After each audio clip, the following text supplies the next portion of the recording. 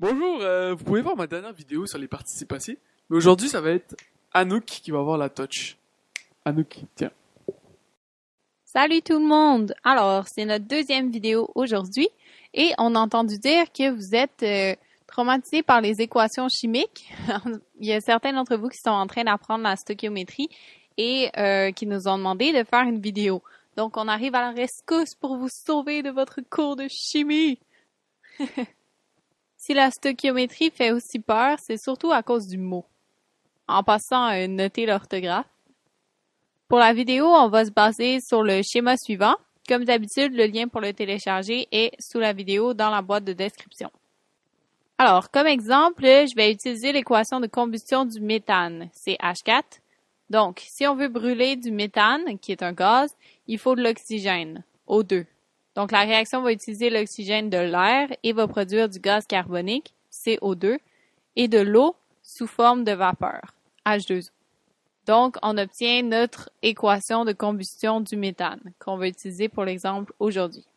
OK, entrons dans le vif du sujet. La première étape face à un problème de stoichiométrie, c'est qu'il faut balancer l'équation. Pour balancer une équation, il faut s'assurer que le nombre d'atomes de chaque élément est le même de chaque côté de l'équation, donc chaque côté de la flèche. On va compter le nombre d'atomes de chaque élément de chaque côté de l'équation. Du côté des réactifs, donc à gauche, on a un atome de carbone, 4 atomes d'hydrogène et 2 atomes d'oxygène. Du côté des produits, donc à droite, on a un atome de carbone, 3 atomes d'oxygène et 2 atomes d'hydrogène. Les nombres sont pas pareils d'un côté et de l'autre. Ça veut dire qu'il faut balancer. On peut balancer l'équation de cette façon-ci, donc en rajoutant les nombres en rouge. Maintenant, si on refait le décompte, on obtient de chaque côté la même chose, soit un atome de carbone, 4 atomes d'hydrogène et 6 atomes d'oxygène. Donc, notre équation est balancée. C'est un peu rapide parce que c'est seulement une partie de la stoichiométrie, le balancement d'équations. Si certains d'entre vous auraient besoin d'une vidéo complète sur le balancement d'équations, n'hésitez pas à nous le dire dans les commentaires ou à nous le dire via Facebook. Ça va nous faire plaisir d'en faire un plus en détail. Donc, pour travailler la stoichiométrie, aujourd'hui, ça va nous prendre un beau problème de stoichiométrie.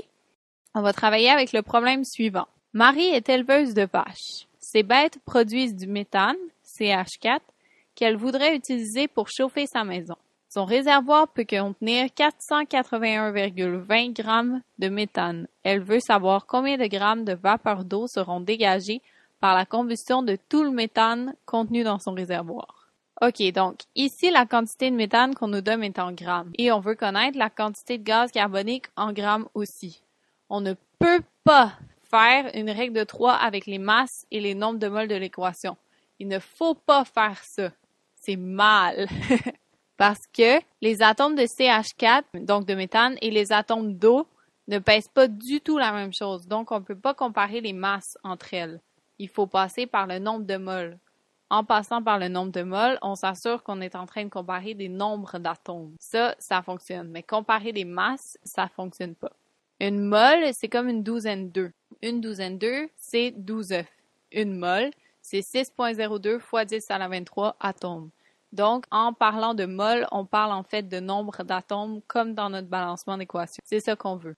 Donc, pour se servir des proportions données par notre équation balancée, donc des rapports stoichiométriques, il faut convertir la masse de CH4 qu'on nous donne dans le problème en nombre de moles.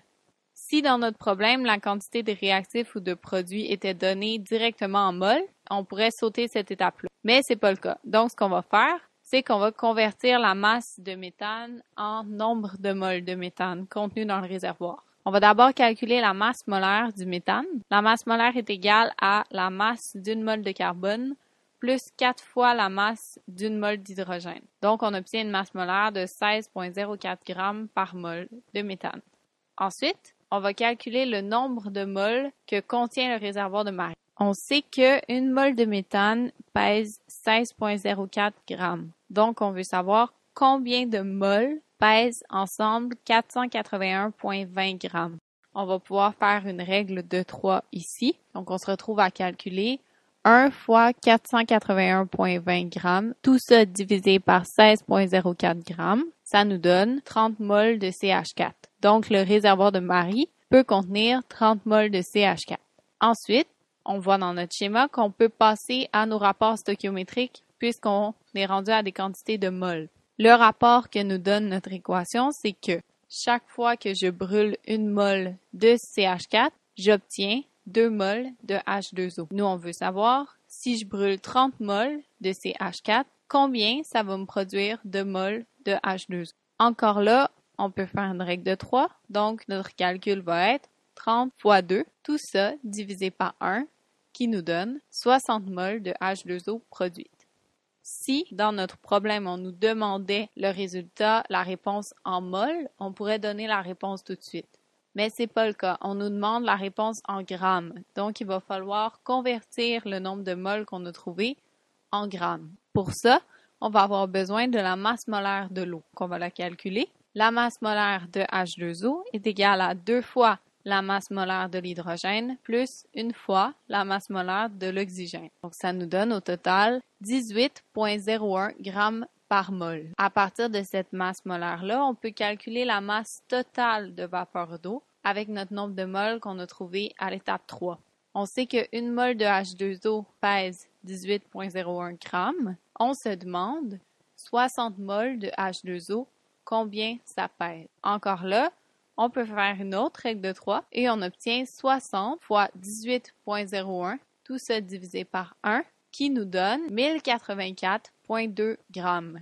Et ça, c'est notre réponse. Donc, la combustion du méthane contenu dans le réservoir de Marie va produire au total 1084,2 grammes de vapeur d'eau. Alors, l'exemple qu'on a fait, on nous donnait la quantité de réactifs en grammes et on nous demandait de trouver le produit en grammes. Mais c'est pas les seuls types de problèmes qu'on peut vous donner. Le schéma regroupe tous les types de problèmes qu'on pourrait vous donner puis tous les raisonnements rattachés à ces types de problèmes-là. On aurait pu avoir un problème qui nous donnait la quantité de produits en grammes et il fallait trouver une quantité de réactifs. C'est le même principe que ce qu'on a fait aujourd'hui. Alors, c'est ça pour la vidéo d'aujourd'hui. J'espère que vous êtes moins traumatisés par le monstre de la stoichiométrie et que ça va mieux aller maintenant quand vous faites vos problèmes.